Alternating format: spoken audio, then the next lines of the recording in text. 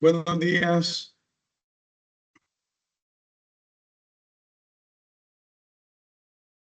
Buenos días, Lick. Vamos a dar inicio a la clase de este día. Vamos a platicar sobre el depósito mercantil. Este contrato se encuentra regulado de los artículos 1098 al 1104 del Código de Comercio.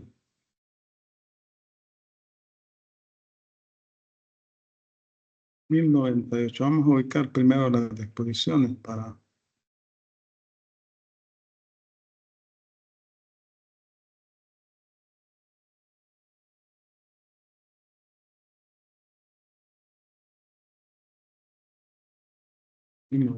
Cuatro, ¿no? Pues que es el Código Civil. Es Código de Comercio.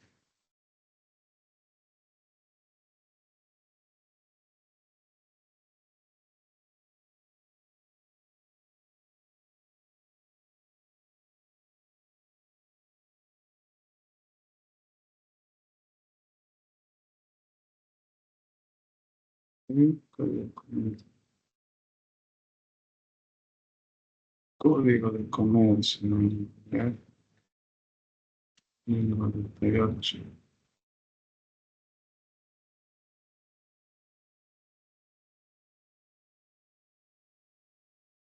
Vaya, es el título sexto, depósito mercantil. Posee dos capítulos, lo que son las disposiciones generales del 1098 al 1103. Capítulo 2, depósitos en hoteles y establecimientos similares del 1104 hasta el 1104. Estas son las disposiciones, pues como vemos, la regulación que se encuentra en nuestro Código de Comercio sobre este contrato es un poco escueta. Sin embargo, es un contrato que también tiene mucha utilidad. Lo vamos a ubicar acá en el Código Civil, las disposiciones también. Vaya.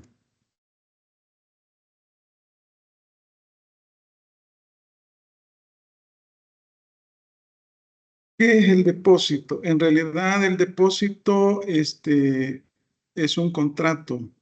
Es un contrato que se encuentra regulado en el Código Civil. Y también lo encontramos regulado en materia mercantil, en Código de Comercio, como hemos visto ahí las disposiciones. ¿En qué consiste? Bueno, este contrato, una parte entrega, el depositante entrega al depositario bienes muebles para que los guarde, los tenga en resguardo y cuando el depositante los requiera, se los pueda entregar. O sea, cuando el depositante los reclama, los puede entregar. No, en materia civil no se regula plazo para este contrato. Basta la sola reclamación del depositante para que se entreguen los bienes. Obviamente que es un contrato y también tiene su utilidad. El contrato se perfecciona con la entrega de la cosa, por eso que es un contrato real. El depositante mantiene en resguardo esos bienes que le han sido entregados y debe de cuidarlas como que si fuesen de él, como que si esos bienes fueran de él, porque él va a responder por los daños y perjuicios que se puedan ocasionar a los bienes cuando se encuentren resguardados bajo custodia del depositario. Ahora bien, cuando hablamos de depósito, hablamos de depósito regular y depósito irregular. Cuando se trata del depósito regular, son bienes que se entregan al depositario, el depositante los entrega y este únicamente se limita a guardar esos bienes y entregárselos al depositante cuando lo reclame. Yo puedo pedirle a un depositario que me resguarde ciertas mercaderías. Entonces le entrego las mercaderías y él en sus almacenes las deposita, ahí quedan depositadas y cuando yo la reclamo, él tiene la obligación de devolverme esas mercancías, que se puede decir que son las cosas depositadas. Él no puede hacer uso de esas mercancías, debe limitarse a resguardarlas. Ese es el depósito regular, que me va a devolver la misma cantidad de mercancías en las condiciones pactadas, es decir, no deben de estar dañadas, deben estar como yo se las entregué, pero obviamente que va a depender de si han estipulado plazo, porque se puede estipular plazo en materia mercantil por los daños, el deterioro normal por el tiempo, de acuerdo a la naturaleza de la mercancía. Pero si estando en el depósito estas mercancías sufren algún tipo de percance, entonces va a responder el depositario. Entonces el depósito regular. Yo puedo meter en depósito un vehículo para que me lo resguarden. Luego lo llevo a reclamar y me va a entregar el mismo vehículo. Ese es depósito regular. Cuando las mercancías o los bienes que yo entrego al depositario, este lo resguarda. Ahora bien, cuando el depósito es irregular. Esta es otra situación importante de mencionar, ¿verdad? Porque el depósito es irregular, sobre todo cuando se trata de cosas fungibles. Por ejemplo, el dinero. Cuando yo le entrego dinero al depositario. ¿En qué casos? En términos reales se da esa situación. En los bancos, usted abre una cuenta de ahorro y usted ocasionalmente le hace remesa. Puede abrir una cuenta corriente, una a plazo, y ocasionalmente usted le remesa. Pero el negocio de los bancos es prestar dinero, ¿verdad? Invertir ese dinero. Entonces el banco sí hace uso de ese dinero que usted le entrega, pero tiene la obligación al final del plazo que han establecido o si es a la vista, en cualquier momento usted puede ir a sacar dinero porque, por ejemplo, le entregan una tarjeta de débito y usted llega y saca dinero. Le pueden pagar su salario en el banco y usted saca dinero. Pero el banco, ese dinero que los depositantes le entregan, lo utiliza, hace uso, hace uso. Ahora bien, en este caso, no le va a devolver los mismos billetes que usted entregó, pero le va a devolver la misma cantidad, calidad y valor de las cosas. Ese es el depósito regular. Es decir, que aquí el depositario hace uso de los bienes que usted le entrega, pero cuando usted llega a reclamarlos, le debe entregar especies de la misma naturaleza, de la misma calidad y del mismo valor. Diferente a lo que es el depósito regular, que le debe entregar los mismos bienes, exactamente los mismos bienes que usted le entregó. Ahora bien, en materia civil, normalmente el depósito no admite plazo. Y otra característica es que es gratuito en materia, salvo pacto en contrario, pero en materia mercantil, el depósito siempre es oneroso, porque en materia mercantil, el objetivo principal de las partes es el lucro, obtener lucro. Hay algunas situaciones, el depósito en materia civil se encuentra regulado desde el artículo 1968 al 2014. Por aquí tengo yo el Código Civil.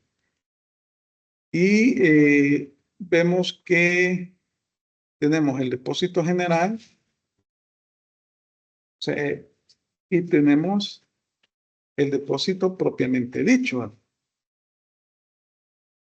Entonces, y también tenemos el depósito necesario. Es importante conocer o leer estas disposiciones o conocer estos conceptos. Por ejemplo, el artículo 1968 del Código Civil dice que llámese en general depósito el contrato en que se confía una cosa corporal a una persona que se encarga de guardarla y de restituirla en especie. La cosa depositada se llama también depósito. En 1969, el contrato se perfecciona por la entrega que el depositante hace de la cosa al depositario. Vaya, luego el depósito se divide en depósito propiamente dicho y depósito necesario. El depósito propiamente dicho nos dice el artículo 1972. El depósito propiamente dicho es un contrato en que una de las partes entrega a la otra una cosa corporal, inmueble, para que la guarde y la restituya en especie a voluntad del depositante. Luego tenemos el depósito necesario. Este está regulado en el artículo 1993 y nos dice que el depósito propiamente dicho se llama necesario cuando la elección del depositario no depende de la libre voluntad del depositante, como en el caso de un incendio, ruina, saqueo u otra calamidad semejante. Este es el depósito necesario, cuando los bienes se resguardan por un caso fortuito, una fuerza mayor, caen los bienes en poder del depositario. Y pues vemos que en el Código Civil se regula esta figura. Decíamos que es una figura, es un contrato civil acá y generalmente gratuito. También tenemos el depósito judicial cuando, como consecuencia en un proceso judicial, cuando por disposición de un juez, mediante una resolución, los bienes quedan depositados en una empresa, a un depositario, a una persona que presta ese tipo de servicio. Y tenemos también el secuestro. En el 2006, el secuestro es el depósito de una cosa que se disputan dos o más individuos en manos de otro que debe restituirla al que obtenga una decisión a su favor. El depositario se llama secuestro. Aquí hay una disputa sobre la titularidad del dominio de la cosa. Y entonces, mientras se resuelve el conflicto, el bien cae en manos del depositario. En términos generales, así se regula esta figura en el Código Civil. Ahora bien, en materia mercantil, en el artículo 1098 del Código de Comercio, se establece que es mercantil el depósito que se practica en almacenes generales de depósito, el que los hoteleros y empresas similares reciben de sus clientes, el de dinero o títulos valores hechos en establecimiento bancario.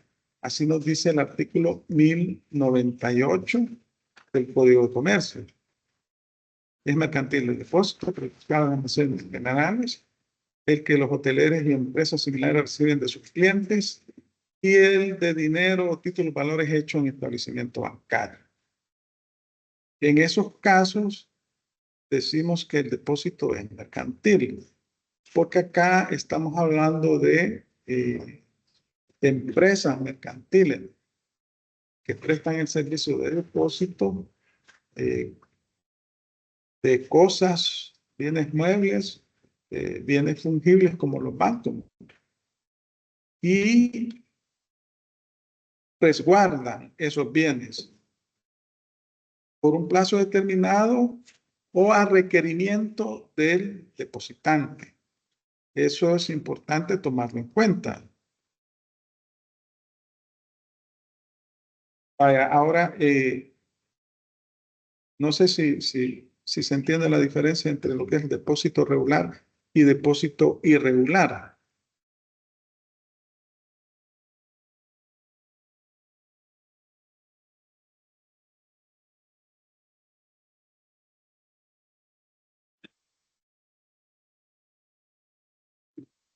Bueno, el que cae otorga. Entiendo que no hay problema. Entonces, como decíamos, el depósito regular, yo entrego bienes al depositario y a mi requerimiento me debe devolver los mismos bienes. Su obligación solamente es recordarlo. Pero cuando es depósito irregular, yo entrego bienes fungibles, o sea, bienes consumibles. Y cuando yo requiero al depositario que me los devuelva, me debe entregar la misma cantidad de bienes de la misma naturaleza, de la misma calidad y valor. El ejemplo típico es el dinero, porque aquí en el caso del depósito regular, el depositario puede disponer de los bienes. En el depósito regular no puede disponer de los bienes. Esa es una de las principales características. Entonces, los bancos trabajan el dinero, pero cuando llega el depositante a sacar dinero, le tiene que entregar el dinero. Entonces, ese es el depósito irregular. Entonces, decimos que es mercantil cuando este depósito es realizado por almacenes generales de depósito, por hoteles y empresas similares y por los bancos que reciben dinero y títulos valores. Ahora bien, tenemos esta figura de los almacenes generales de depósito.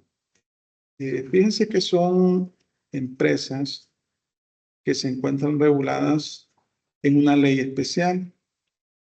Esta ley tiene la característica de que solo ha quedado, bueno, ha sido la mayor parte de las disposiciones de esta ley han sido derogadas. Solo han quedado algunas disposiciones, eh, bueno, algunas disposiciones que, que regulan sobre todo esta figura de los almacenes generales de depósito. Esta se llama Ley de Instituciones de Crédito y Organizaciones Auxiliares. Se conocía como LICOA. Y casi todas sus disposiciones han sido derogadas, pero han quedado vigentes las disposiciones relativas a los almacenes generales de depósito, todo lo relativo a los almacenes generales de depósito.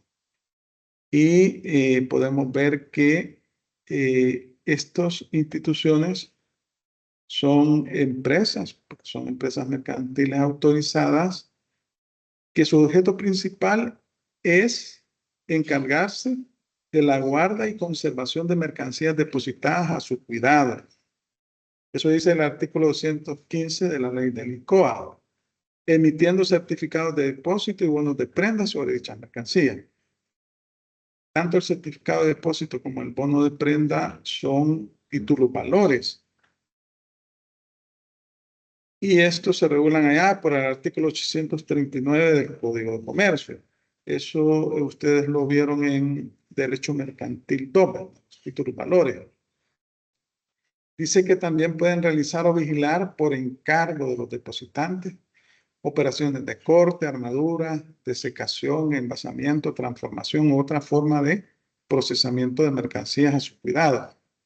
Es como lo que hacen las maquilas, ¿verdad? Las maquilas se encuentran amparadas al régimen de zonas francas, la ley de zonas francas.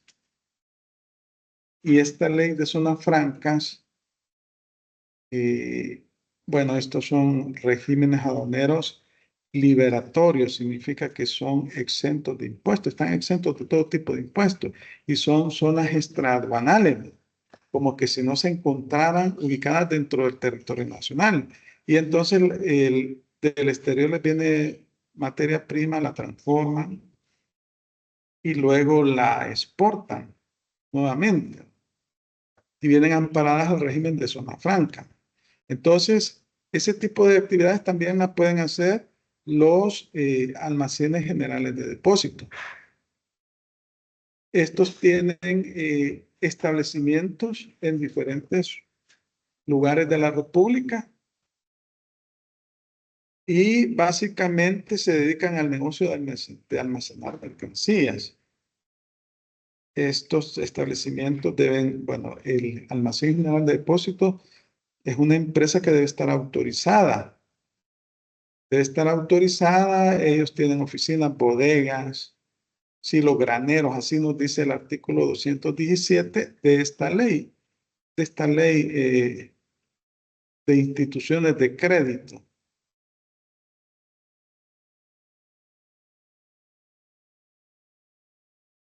Bueno, 117.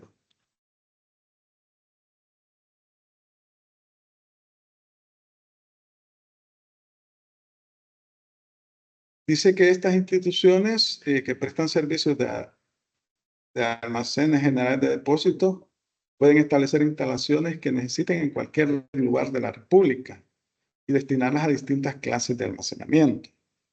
Dichas instalaciones podrán constituir en oficinas, bodegas, silos, graneros, tanques, frigoríficos o cualesquiera otros recintos que ofrezcan seguridad para la custodia y conservación de las mercancías. Así nos dice esta ley LICOA. Luego, ¿cuáles son las operaciones que este tipo de instituciones pueden realizar? Bueno, lo podemos ver en los artículos 216, 220 y 221. Las operaciones de los almacenes generales de depósitos serán de dos clases: la guarda y conservación de productos nacionales, lo mismo que de mercancías extranjeras introducidas legalmente al país, por las cuales se han pagado impuestos de importación. Esa es la primera operación, es decir, ellos tienen bodegas donde las empresas introducen las mercancías para que las resguarden. Luego tenemos también la custodia y conservación de mercancías extranjeras que aún se encuentren pendientes de registro y despacho aduanero o por las cuales se adeuden impuestos de importación. Este tipo de operaciones requieren autorización regulada por la ley. Bueno, aquí, cuando dice por la ley especial, hace referencia a las leyes aduaneras, porque acá, cuando son mercancías que vienen del exterior, ingresan a recintos aduaneros, puede ser depósitos, almacenes generales de depósitos. Para tales efectos, el almacén general de depósito debe estar autorizado como depósito aduanero. Y mientras no se ha presentado la declaración de mercancías, pueden estar resguardadas ahí en la institución. Luego que se pagan los impuestos a la importación, las mercancías se nacionalizan Y bueno, pasa a otra figura jurídica. Pueden siempre quedar en el depósito si el depositante hace contrato con estos almacenes generales de depósito o no, ¿verdad? Pues vemos que se regulan algunos aspectos relacionados en esta ley de instituciones de crédito relacionados con las mercancías, ¿verdad? El caso de las mercancías peligrosas,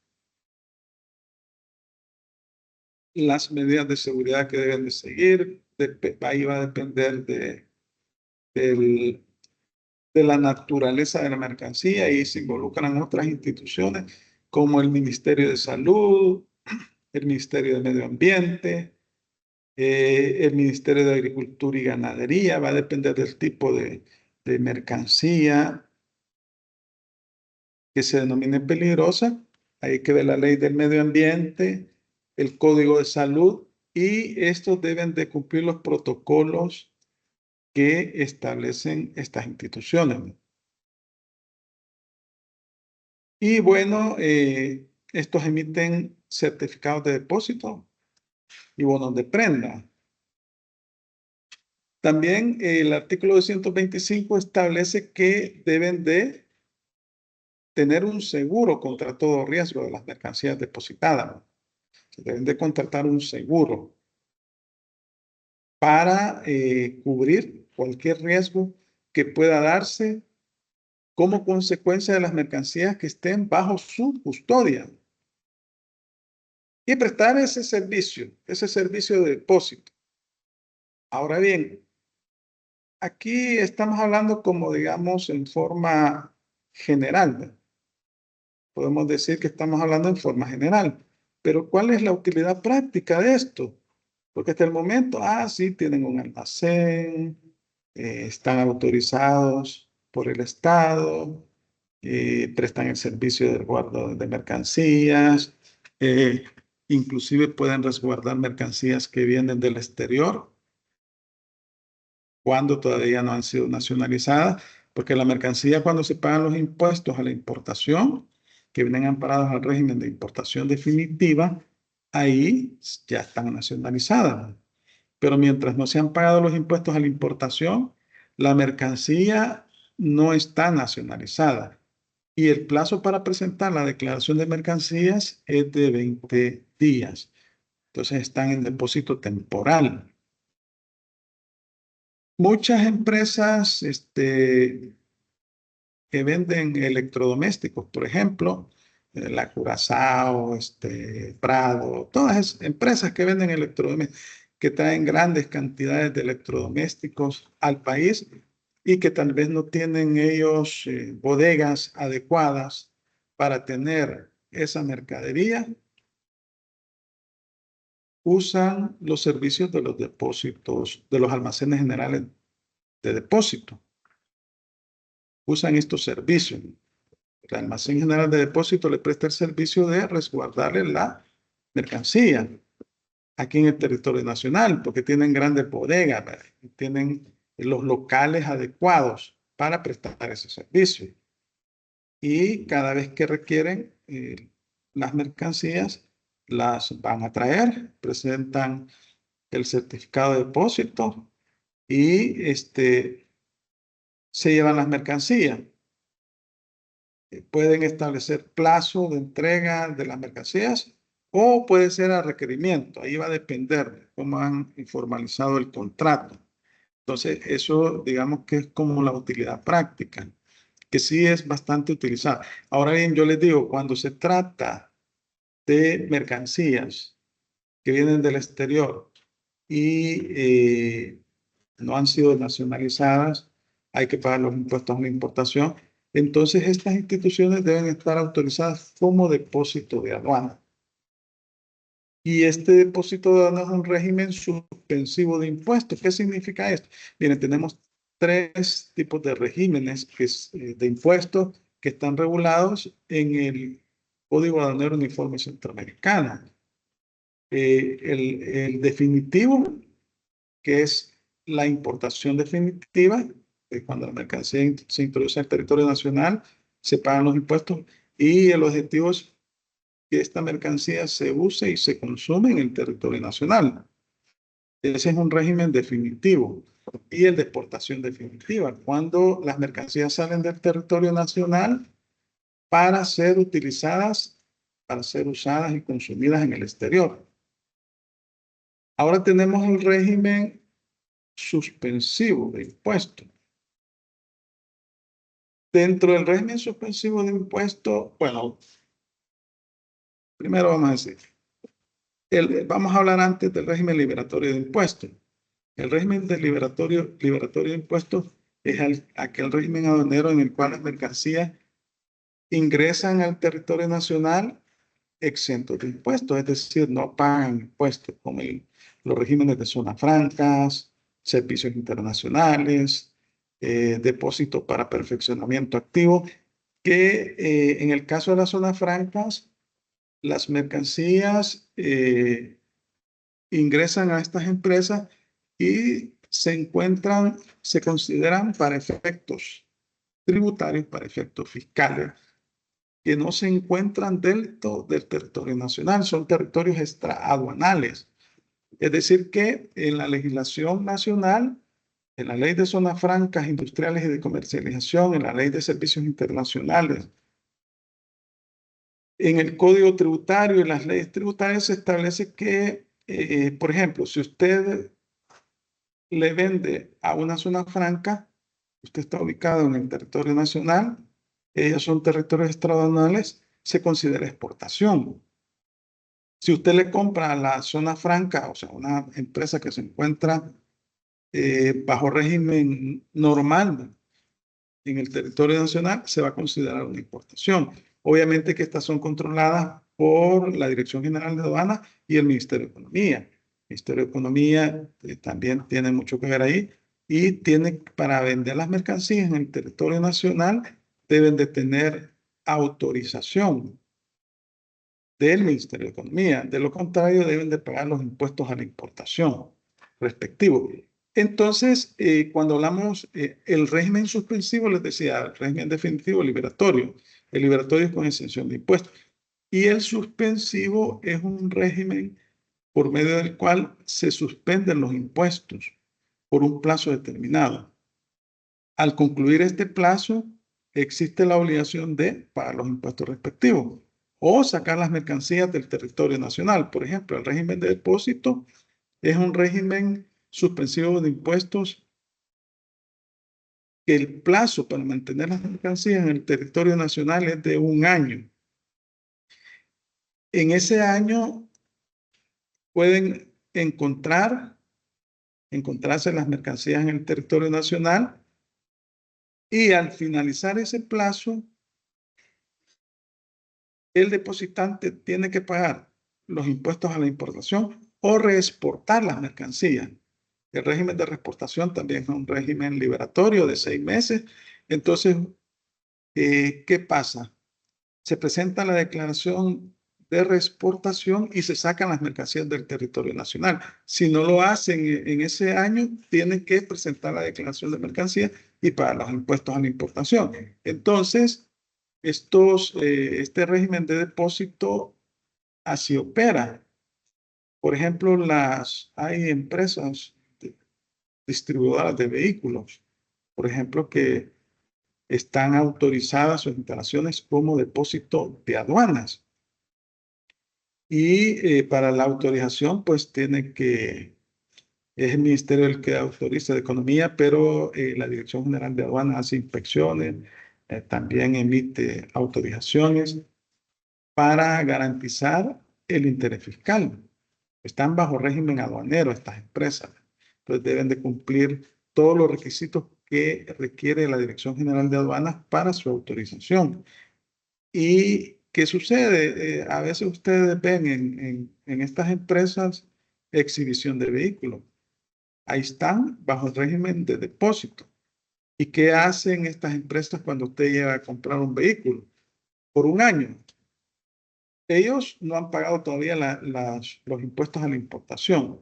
Entonces usted llega a comprar un vehículo nuevo Y ahí, en ese momento, ellos hacen la declaración de importación de mercancía y se pagan los impuestos respectivos y le hacen la factura. Aunque ellos hacen la declaración de mercancías a nombre ¿cómo se llama? De la persona que compra el vehículo, lo cual es incorrecto porque lo que tienen que hacer es liquidar el régimen de depósito y tienen que ellos pagar los impuestos a la importación y luego emitirle una factura de consumidor final si usted es una persona que no tiene empresa o un crédito fiscal si usted es un empresario que va a utilizar ese vehículo para el transporte de sus mercaderías. Y así operan estos depósitos, los depósitos de aduana.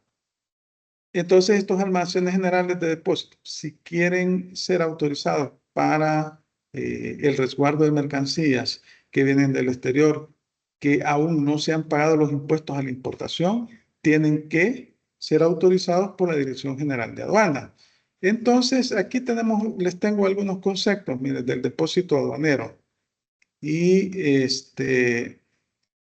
también les señalo algunas disposiciones del Código Aduanero Uniforme Centroamericano y del reglamento del Código Aduanero Uniforme Centroamericano. El Código Aduanero Uniforme Centroamericano es un instrumento de la integración económica centroamericana. Se utiliza en todo el territorio centroamericano y ha sido emitido por el COMIECO, el Consejo de Ministros de la Integración Económica Centroamericana. Entonces, acá en los artículos 1 y 19, letra B del Cauca, pueden verificar el concepto de depósito aduanero. Nos dice el artículo 1, el almacenamiento temporal de mercancías bajo control del servicio aduanero en locales o en lugares cercados o no habilitados al efecto, en espera de que se presente la declaración de mercancías correspondiente. Es decir, que la mercancía ingresa al depósito, puede permanecer en ese lugar por un año sin el pago de los impuestos. Al finalizar ese año, o se pagan los impuestos o se reexporta, se saca del territorio aduanero esa mercancía. El depositario aduanero es un auxiliar de la función pública aduanera. ¿Qué significa eso de ser auxiliar de la función pública aduanera? Que actúa por cuenta propia o por cuenta de terceros en la gestión aduanera de las mercancías. Entonces, este es responsable de la custodia y conservación temporal de las mercancías y se encuentra bajo control y supervisión de la autoridad aduanera. Normalmente en estos depósitos de aduana, siempre ustedes van a encontrar una oficina de aduanas al interior del depósito. O sea, hay personal de la Dirección General de Aduanas destacado en estos lugares. Luego, en el artículo 99 del Código Aduanero Uniforme Centroamericana, nos dice que depósito de aduanas o depósito aduanero ya lo define como régimen aduanero. Es el régimen mediante el cual las mercancías son almacenadas por un plazo determinado en un lugar habilitado al efecto, bajo potestad de la aduana, con suspensión de tributos que correspondan. Cuando dice la suspensión, es un régimen suspensivo de impuestos o de tributos. El término tributos es el más correcto, porque tributos incluye lo que son los impuestos, las tasas y las contribuciones. Entonces, aquí resulta que al ser un régimen suspensivo de impuestos, la mercancía ingresa a estos lugares, ingresa sin haber efectuado el pago de los tributos, pero sí se presenta una declaración. No es que la mercancía viene del exterior y de un solo la van a dejar en el depósito. No, se debe presentar la declaración de depósito aduanero. O sea, vienen amparados en una declaración de depósito de aduanas.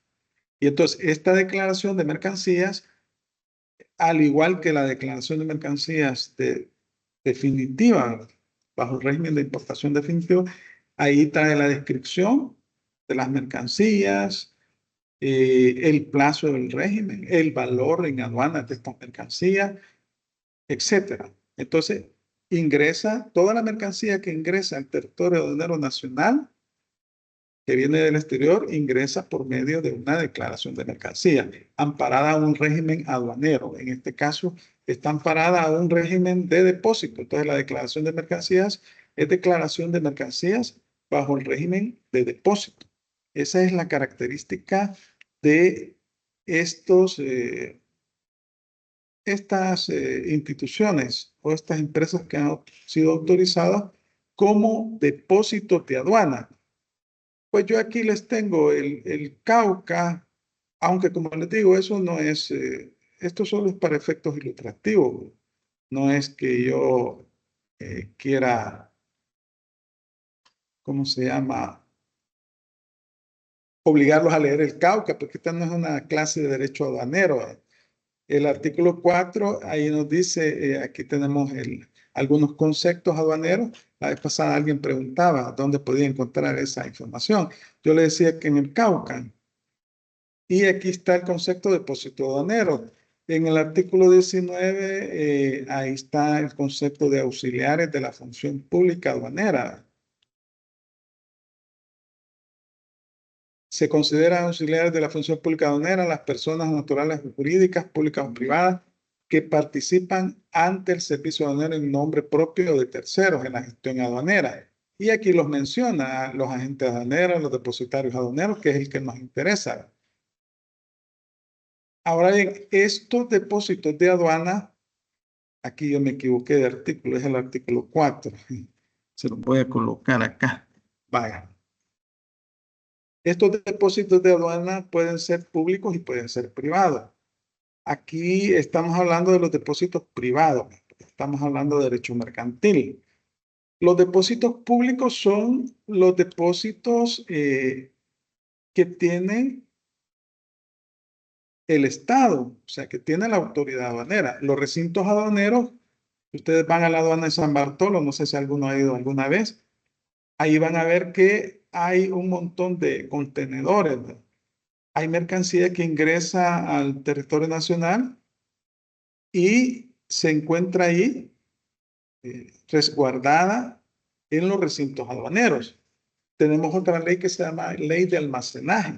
Esta establece los plazos para los cuales se debe presentar la declaración de mercancía. En el Recauca, aquí están las disposiciones, el 282 y el 283, establece que son 20 días que tiene la persona que trae, el importador, para presentar la declaración. Después que pasa ese plazo, la mercancía cae en abandono. ¿Qué significa caer en abandono? Que va a ser subastada por el servicio aduanero. ¿Y por qué es subastada? Para hacer efectivo el pago de los impuestos. Con el valor de la subasta, la institución, la Dirección General de Aduanas, se pagan los impuestos que se le deben, porque las mercancías en materia aduanera constituyen prenda aduanera. Es decir, con el valor de las mismas, la Dirección General de Aduanas puede recuperar los impuestos a la importación. Ahora bien, va a depender del régimen. Por el caso del depósito de aduana, un año están las mercancías bajo resguardo del depositario. Y al finalizar el año o se pagan los impuestos a la importación o se sacan del territorio nacional. Entonces, como decíamos, estos almacenes generales de depósito son instituciones autorizadas para el resguardo de las mercancías y lo que hacen es, en sus almacenes tienen grandes bodegas y estas bodegas están adecuadas. Todo eso lo verifica la Dirección General de Aduanas cuando lo van a autorizar, en el caso que estén autorizados como depósitos de aduana. Entonces, tienen grandes bodegas y ahí hay todo tipo de mercancías. Pueden haber mercancías, de estas mercancías fungibles, ¿verdad? Es decir, que se pueden descomponer rápidamente, pero ahí los plazos son más cortos. Entonces, a requerimiento del depositante, el almacén general de depósitos debe devolver las mercancías. Ahora bien, estos emiten títulos valores. Son dos títulos valores que emiten. Y los certificados de depósito y el bono de prenda. Y mediante estos títulos valores, estos representan que la mercancía se encuentra depositada, el certificado de depósito. Ampara mercancía que se encuentra bajo resguardo de un depósito de aduana. Y el bono de prenda va adherido al certificado de depósito. Entonces, el certificado de depósito es un título de valor representativo de bienes entregados a la institución emisora, la Almacén General de Depósito,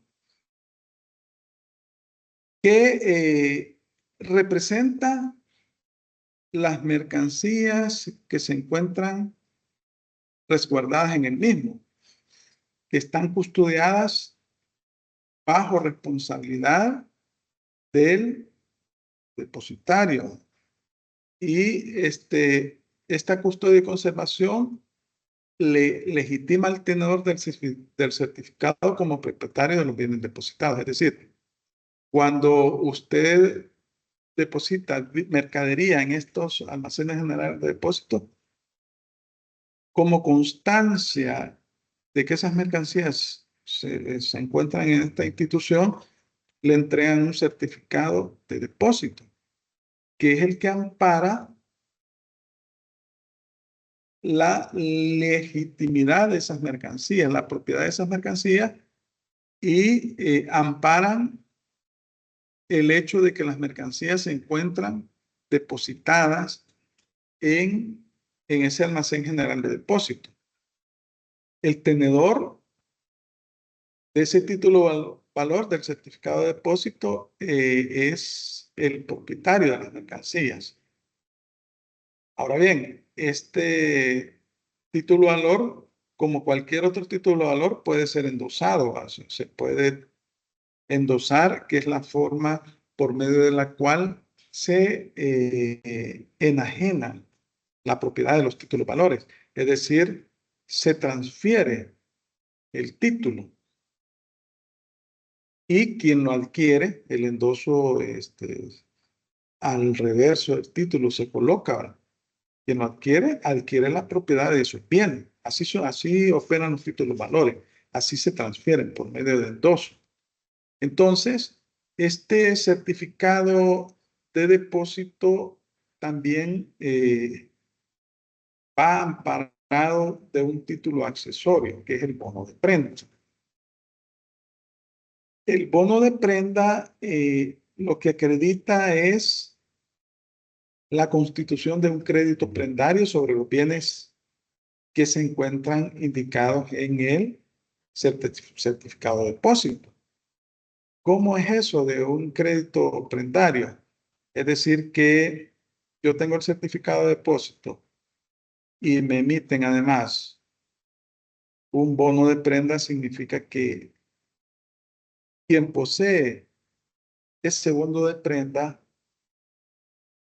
posee una garantía sobre las mercancías que están amparadas en el certificado de depósito.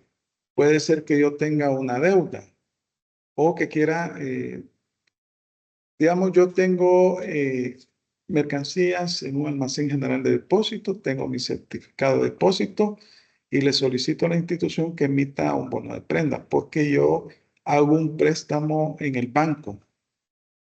Hago un préstamo en el banco para invertirlo en mis negocios. Y entonces el banco emite el bono de prenda. Quiero decir, no, el almacén general de depósito emite el bono de prenda. A mi acreedor, el valor de las mercancías es $100,000 y yo hice un préstamo de $70,000. Entonces, ese bono de prenda acredita una prenda, como es el contrato de prenda, para garantizar el pago de esa obligación con el valor de esas mercancías. Si yo hago efectivo ese bono de prenda como titular de ese bono de prenda, las mercancías se van a subastar y yo voy a obtener el monto de mi crédito. El tenedor legítimo del bono de prenda tiene el respaldo de esas mercancías, es un crédito prendario. Entonces, el bono de prenda acredita a su tenedor como titular de un derecho prendario sobre las mercancías representadas. Bueno, entonces estos bonos de prenda al tenedor, al que tiene ese título valor, básicamente significa que en caso de que mi acreedor, que es el dueño del certificado de depósito, no me pague, yo voy a hacer efectivo ese bono de prenda y voy a informar al almacén general de depósito. Entonces se van a subastar las mercancías y yo me voy a hacer efectivo el pago, porque la prenda es un contrato accesorio que está adherido al contrato principal y significa que ampara crédito. La prenda se puede hacer efectiva cuando no me pagó el acreedor, porque la prenda es un instrumento que garantiza el pago de una obligación. Entonces, esa función cumple el bono de prenda. Ahora bien, estos bonos, tanto el certificado de depósito como el bono de prenda, son emitidos por el almacén general de depósito. Cuando las mercancías se encuentran debidamente identificadas, se emite un bono de prenda por cada certificado de depósito. Pero si son mercancías de diferente calidad y genéricas y en grandes cantidades, ¿verdad?, en volúmenes grandes, pueden emitir el almacén general de depósito tanto bonos de prendas como sean requeridos por el depositante. Si es una mercancía bien determinada el valor, pues por cada certificado de depósito se pide un bono de prenda. Como decíamos, el certificado de depósito únicamente es un título representativo de las mercancías que se encuentran en depósito en un almacén general de depósito. Y el bono de prenda, además de que es un título representativo de esas mercancías, es un título de crédito. Es de crédito porque, como les decía, el contrato de prenda es un contrato accesorio y además es un contrato por medio del cual se respalda el pago de una obligación. Se respalda el pago de una obligación. Entonces, las mercancías que se encuentran amparadas con ese bono de prenda, esta implica que constituyen un crédito a favor del tenedor legítimo de ese bono de prenda, en caso de que el dueño de las mercancías que tiene el certificado de depósito tenga un crédito y ha puesto como respaldo para el pago de ese crédito las mercancías. Aquí no se trata de una prenda sin desplazamiento, porque tenemos la prenda con desplazamiento y la prenda sin desplazamiento. Aquí se trata de una prenda común, ¿verdad? Es decir, las mercancías se encuentran resguardadas en un almacén general de depósito. Ahí se encuentran las mercancías y estas sirven de respaldo para un crédito que ha constituido el legítimo tenedor del certificado de depósito a favor del tenedor del bono de prenda. Y por ese motivo es un título de crédito, porque incorpora un derecho literal y autónomo, que es el concepto de título de valores, ¿no? Constituye un derecho literal y autónomo de los bienes que ellos respaldan, porque están respaldados. Entonces, al vencimiento de este bono de prenda, pues el legítimo tenedor va a presentar el título al cobro y se le debe de pagar el valor consignado en el mismo, más los intereses que se puedan haber ocasionado como consecuencia de la deuda.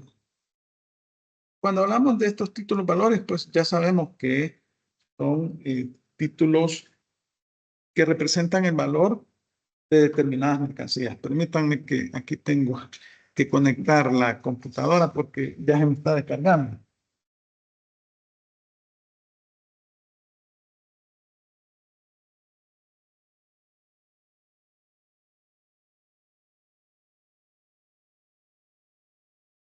Bueno, entonces,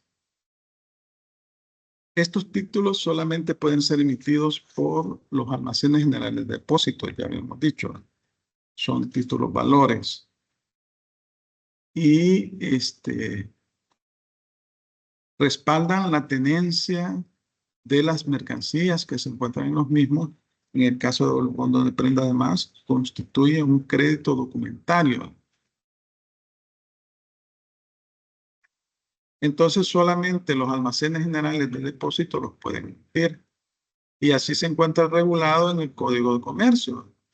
Ahí, en el Código de Comercio, se regula que estos son instituciones de crédito, auxiliares de crédito, y son autorizadas por el Estado para prestar el servicio de resguardo de las mercancías y pueden emitir certificados de depósito y bonos de prenda. Entonces, ¿cuál es el acto causal que genera la emisión de estos documentos? Es precisamente el depósito de las mercancías en sus instalaciones. Eso genera la obligación de la emisión de ese tipo de documento. Ahora, el certificado de depósito es un título nominativo. Vaya, tenemos que los títulos valores se pueden emitir a la orden, al portador y pueden emitirse como títulos nominativos. Cuando se emiten a la orden, se emiten a nombre de determinada persona, pero no se registran en ningún libro. Cuando se emiten de manera nominativa, estos títulos, además de que se emiten a nombre de determinada persona, se deben de registrar en un libro que lleva, en este caso, el Almacén General de Depósito, el emisor del certificado de depósito. Es un libro de control. Ahí se van registrando si este certificado se transfiere por endoso, se va anotando todos los tenedores legítimos que puede tener ese título. Porque es importante para el Almacén General de Depósitos conocer quién es el que tiene la legítima posesión de estas mercaderías, ¿verdad? Entonces, por eso es importante que se registre cualquier transacción que se pueda dar, de cualquier endoso que se pueda dar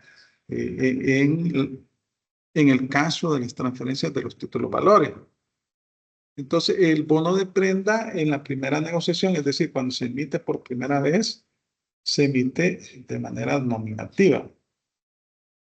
Entonces, se registra en el libro que lleva el Almacén General de Depósitos y además se hace constar la existencia del mismo en el certificado de depósito, o sea, en el documento, en el título. ¿Y cuál es el objetivo del registro de este documento del bono de prenda? Bueno, que el Almacén General de Depósito debe de conocer a nombre de quién se ampara un crédito prendario sobre las mercancías que se encuentran amparadas en un determinado certificado de depósito y que se encuentran en los establecimientos del Almacén General de Depósito. Ahora bien, aquí el bono de prenda, una vez que ya se emitió por primera vez, este se puede también endosar, se puede trasladar, se puede transferir, es la palabra correcta, enajenar mediante endoso. Estos títulos valores, como decíamos, se encuentran regulados en el Código de Comercio desde los artículos 839 hasta el artículo 882 de dicha disposición, de dicho código. No sé si tienen consultas sobre estos títulos, sobre el certificado de depósito y el bono de prenda, que amparan la titularidad de las mercancías, el certificado de depósito, y además el bono de prenda constituye un crédito prendario por las mercancías que se encuentran amparadas en ese certificado de depósito.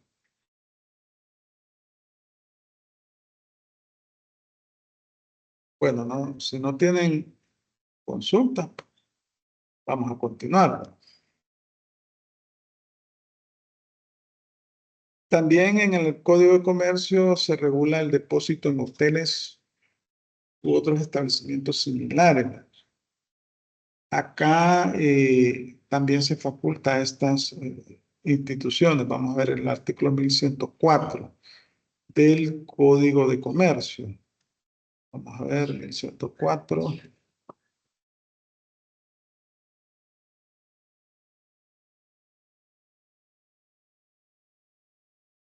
Vaya, háganme el favor de leerme el artículo 1104. Quiero ver quién lo puede leer. Veamos si Luis Harold está en disposición de poderlo leer. Hola, Lick. Fíjese que no se lo pudiera leer ahorita, Lick. Vaya, perfecto, no hay problema. Vamos a ver, tal vez, Ilma. Solo el inciso primero y segundo. Buenos días. Sí, buenos días. El 1104 del artículo. Sí, inciso primero y segundo. Los clientes tienen derecho a entregar en depósito a los hoteleros, fondistas, empresarios de coches, camas, hospitales, sanatorios y empresas similares, el dinero y objetos de valor que sean portadores.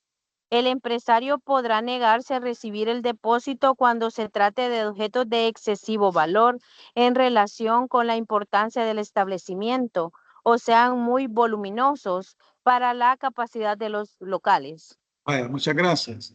Entonces, los hoteles también pueden cumplir esta función de resguardo de objetos de valor para sus clientes. Pues aquí estamos hablando sobre todo de objetos personales, ¿no? Pero como los hoteles son empresas mercantiles, ¿no? Son establecimientos abiertos al público que prestan un servicio. Entonces, estas instituciones están obligadas a recibir estos bienes o estos valores, salvo que sean objetos muy voluminosos, que ellos no tienen la capacidad porque no se dedican al almacenamiento de mercancías, pero sí pueden ser objetos de uso personal sobre todo, cadenas, objetos de valor. Pero si son objetos que tienen un valor demasiado alto, tampoco va, porque ahí lo mejor es contratar los servicios de una caja de seguridad, ¿verdad? Que lo prestan también los bancos. Usted hace el contrato con el banco y resguardan ese bien que es de un valor muy alto en una caja de seguridad por un plazo determinado. Entonces, eso nos está estableciendo el artículo 1104. Y aquí tenemos algunos conceptos del hotel, ¿verdad? Ya sabemos que cuando pensamos en un hotel, nos imaginamos un edificio que tiene un montón de habitaciones, que presta servicios de habitación, presta servicios de comida a viajeros y a personas que se encuentran en el territorio nacional, que se hacen eventos en estas instituciones, ¿verdad? Y ellos, ese es el negocio al que se dedican. Fondista es también una especie de hotel, pero más pequeño, es un hospedaje. También sirven comidas, etcétera. Son pequeños hoteles o pequeños lugares donde le dan el servicio de hospedaje y comida. Usted se puede quedar ahí. Los coches cama, bueno, actualmente ya no hay ferrocarriles, pero sí hay. Bueno, hay especies de vehículos en donde también se pueden quedar a dormir las personas y hay empresas que prestan este tipo de servicios. Más que todo se ve eso en Estados Unidos, es más común. Aquí es raro. Los hospitales, ya sabemos, y pues prestan servicios de salud. Y aquí hablamos de hospitales privados. Cuando hablamos de depósito mercantil, hablamos de hospitales privados, porque los hospitales públicos no son empresas mercantiles. Los sanatorios, similar a un hospital, pero ahí pues permanecen personas que se encuentran delicadas de salud, pueden ser también personas, los ancianos, o pueden ser personas con problemas mentales, ¿verdad? También tenemos casas de huéspedes, pensiones, moteles, restaurantes. Estos tipos de sujetos que son comerciantes, también nos dice el artículo 1104 que pueden prestar el servicio de almacenaje de mercancía cuando el cliente lo requiere y no se deben de negar a prestar ese servicio. Ahora los bancos. Bueno, los bancos, el negocio de ellos es la intermediación, el depósito. Los bancos prestan los servicios de depósito de dinero, custodia de bienes fungibles, también prestan el servicio de cajas fuertes. Y bueno, ¿qué sucede con los bancos? Bueno, usted requiere abrir una cuenta de ahorro. Hay cuentas de ahorro a la vista, a la orden. Hay cuentas corrientes. Bueno, la cuenta corriente, usted le dan una chequera, ¿verdad? Y usted emite cheques, entra y sale dinero de una cuenta corriente. Igual, las cuentas de ahorro, usted puede tener ahí su dinero guardado. Estas son a plazo. Si son a la vista, ¿qué es lo que sucede? Normalmente que usted, cuando le pagan su salario, se lo depositan en una cuenta de ahorro a la vista. Entonces, eso significa que usted en cualquier momento puede sacar su dinero y le dan una tarjeta de débito y usted pues hace las operaciones que requiera para hacer sus pagos, etcétera. Entonces, el banco está en la obligación, a menos que el cajero se quedó sin dinero. Entonces usted va al banco a hacer cola, va, lleva su tarjeta ahorro, su libreta de ahorro. Entonces ellos prestan el servicio de custodia sobre todo de dinero, pero como les digo, también tienen los servicios de caja fuerte, ¿no? Para resguardar cosas de valor. Entonces, ¿qué sucede con el dinero, la intermediación financiera? Que ellos lo que hacen es comercializar esos, perdón, no comercializar. Sí, en cierta medida es comercialización. Utilizan ese dinero, ellos hacen préstamos, emiten crédito. O sea, el dinero que todos los depositantes, que todos los clientes del banco le entregan al banco para que éste se los resguarde, este dinero lo utiliza en otras actividades para emitir crédito bancario. Y entonces ellos a usted le pagan por depósitos de ahorro, etcétera, una tasa de interés, y ellos le cobran a usted una tasa de interés más alta cuando usted hace un préstamo. Entonces la ganancia de ellos es eso, el manejo de ese dinero. Y entonces la tasa de interés que paga menos la tasa de interés que cobra, esa es la utilidad que obtienen ellos.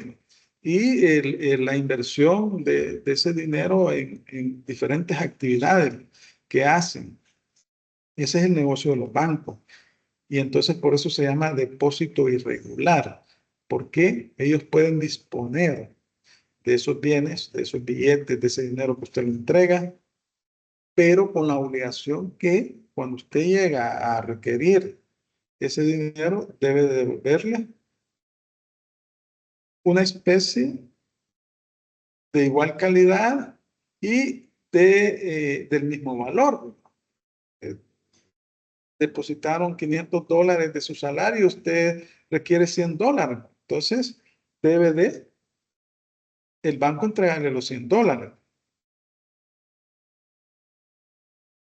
Y ese es, digamos, la característica del depósito bancario. Obviamente que para tales efectos, estas actividades de intermediación financiera que realizan los bancos están autorizadas por la Superintendencia del Sistema Financiero y estas instituciones se rigen por la ley de banco y el Código de Comercio y deben de cumplir una serie de requisitos. Ahí hablamos de cuentas de ahorro, cuentas a plazo, a la vista, porque aquí cuando es a la vista, en cualquier momento usted puede retirar los fondos, pero si es a plazo, no, ¿verdad?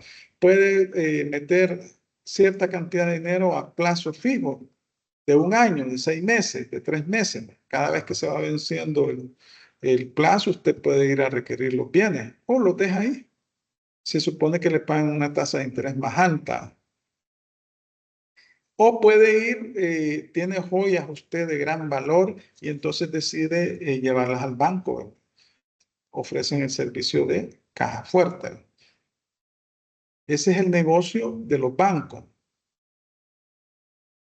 Luego tenemos que el depositario, dice el artículo 1099. Aquí yo se los he colocado, porque yo sé que hay algunas personas que ya se encuentran en su trabajo, van en el transporte colectivo y se les dificulta un poco la lectura de las disposiciones legales. Yo entiendo eso. Y hay otros porque están en su casita y ahí pueden leerla. Vaya, el 1099 nos dice que el depositario debe custodiar la cosa con la diligencia más estricta y no podrá utilizarla ni dejarla en depósito a otros sin consentimiento del depositario. Debe custodiar la cosa con la diligencia más estricta. Esa es una obligación del depositario. Ahora bien, si por circunstancias ajenas a su voluntad, por caso fortuito, fuerza mayor, el depositario se ve o cae en la obligación de custodiar la cosa de manera distinta a la pactada, debe de informar inmediatamente al depositante. salvo que se trate de depósito irregular, ¿verdad? Porque en el caso del depósito irregular, como decíamos, ahí el depositario puede disponer de esas mercancías, las puede utilizar, pero en el caso del depósito regular, no. Solo se encarga de la custodia de las mercancías y cuando concluye el plazo que han fijado las partes o a requerimiento del depositante, debe devolver las mismas mercancías. Luego el artículo 1101 nos dice que el depósito deberá ser restituido al depositante cuando lo reclame, a no ser que se hubiera fijado un plazo en interés del depositario. La regla general es que el depósito en materia civil no tiene plazo, pero en materia mercantil sí puede establecerse, puede pactarse un plazo. Ahora bien, puede suceder también que el depositario, por una causa justa, es decir, por justa causa, por alguna situación que le pueda sobrevenir o por la misma naturaleza de las cosas que se encuentran en depósito, se vea en la obligación de devolverlas antes de finalizar el plazo, de querer restituir antes de finalizar el plazo. Entonces nos dice el mismo artículo 1101 que debe avisar al depositante con una antelación no menor de un mes. Pueden ser mercancías que por la misma naturaleza de estas mercancías se pueden descomponer, el plazo al momento de hacer el contrato no se fijó correctamente o pueden requerir algún tipo de mantenimiento que le pueda causar algún agravio al depositario y entonces en esos casos tiene que incurrir en gastos, pero ahí las puede devolver anticipadamente antes del vencimiento del plazo y debe de informar con antelación de un mes. El 1100 nos dice que en los depósitos de cosas fungibles el depositante puede convenir con el depositario en que le restituya cosas de la misma especie y calidad. Estamos hablando de depósito irregular. En ese caso hablamos de depósito irregular.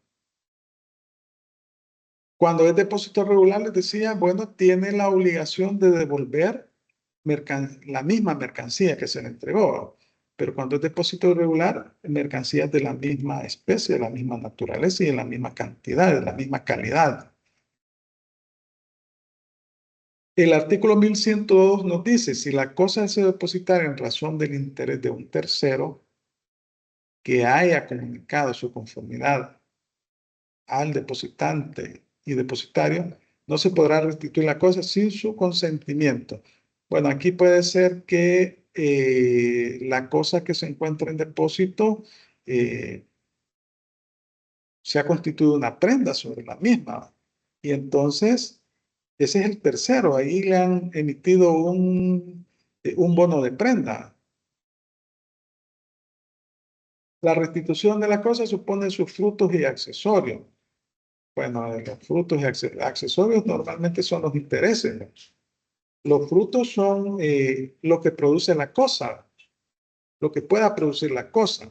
Ahí va a depender del tipo de mercancía o de tipo de productos que se encuentran en depósito. Va a depender de eso.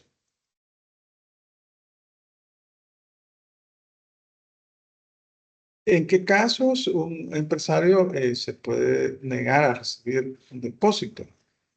Ahí lo vemos en el artículo 1104, que nos dice que el empresario podrá negarse a recibir el depósito cuando se trate de objetos de excesivo valor en relación con la importancia del establecimiento, sean muy voluminosos para la capacidad de los locales.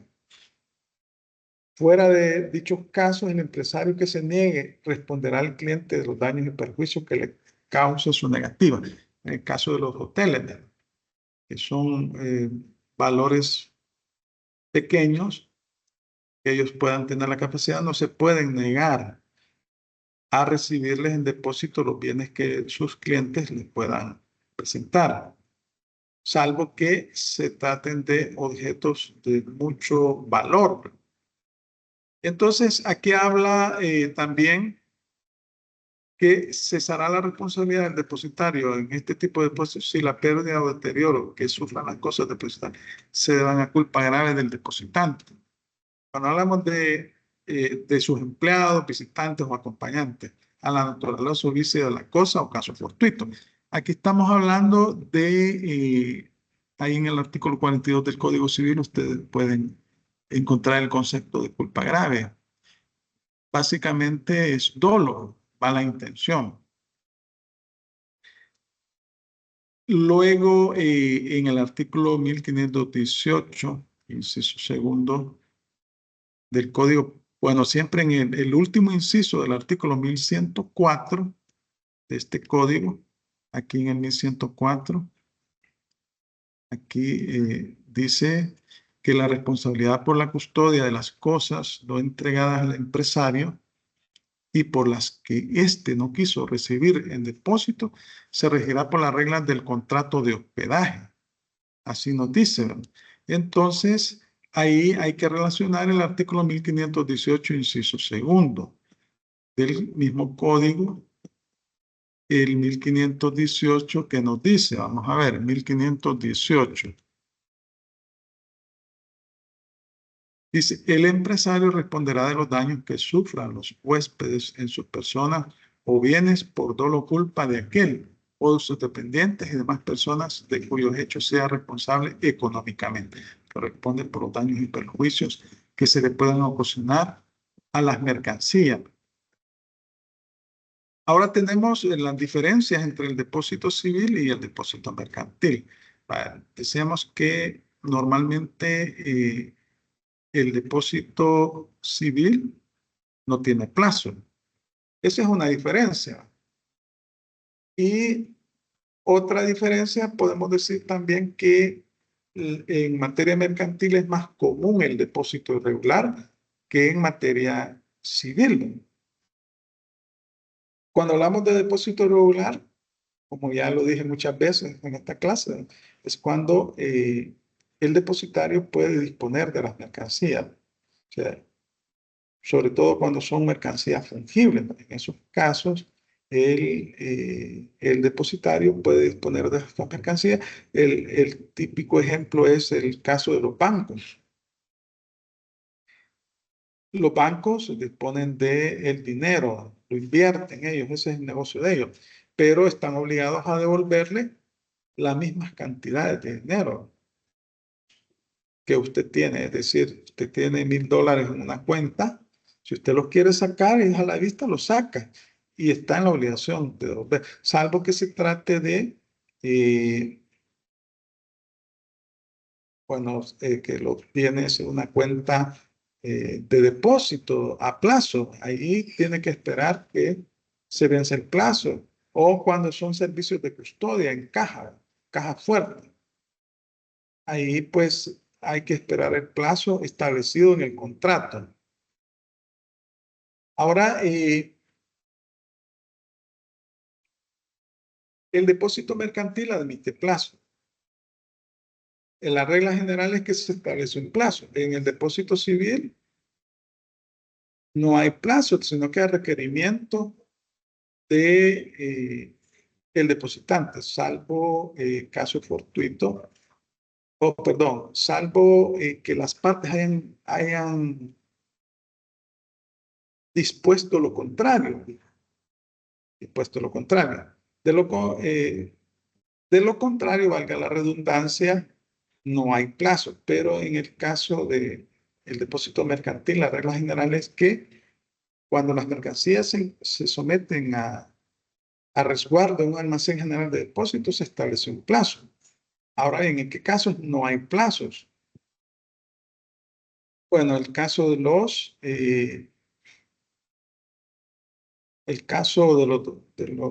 depósitos a la vista, ahí no hay plazo. Cuando son depósitos a la vista, en el caso de los bancos. O los depósitos en instituciones hoteleras, en esos casos no hay plazo. Y también La otra característica del depósito mercantil es que es oneroso en relación con el civil, que puede ser gratuito generalmente. Claro, en materia mercantil, el principal objetivo del comerciante es el lucro. El comerciante, cuando se dedica a una actividad mercantil, lo hace con el objeto de tener lucro. Para eso constituye sociedades anónimas. De lo contrario, no tiene sentido, pues. Y esa es una diferencia también con el depósito civil. Bueno, no sé si tienen consultas. Faltan 4 minutos para que pueda concluir la clase. No sé si tienen consultas. No he revisado si subieron ayer los trabajos. Ya voy a revisar. Y el viernes es el otro parcial, ¿verdad? El tercer parcial. Aquí vamos a la carrera, ¿verdad? Así es el interciclo, toda la carrera. Y yo les voy a dejar la otra tarea para el fin de semana. Mañana lo voy a definir. Se los voy a decir qué tarea les voy a dejar y el viernes les voy a subir la guía, así son. O sea, yo les subo la guía el viernes, la guía formal, pero les digo en el transcurso de la semana qué tarea les voy a dejar para que ustedes comiencen y el domingo a las 23:59 lo suben. ¿Consultas?